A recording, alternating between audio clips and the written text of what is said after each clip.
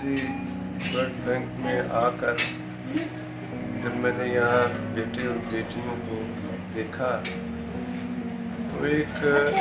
मामूली टेस्ट होता है। अगर वो टेस्ट शादी होने से पहले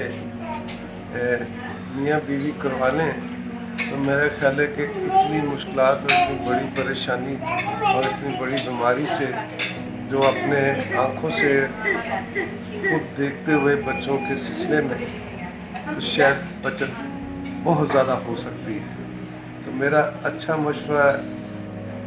हर जोड़े लड़के और लड़की से जो शादी करवाने वाले हैं होने वाली है तो वो बेहतर ये है कि वो आज ममदी ब्लड बैंक में आके जब देखा तो मैंने सोचा कि इससे बेहतर भी ये जो बच्चों की परेशानी देख रहे हैं कि वो परेशानी से छुटकारा हो सकता है कि अगर ये दोनों वो वालदा और वालिद शादी होने से पहले बहन और भाई अपना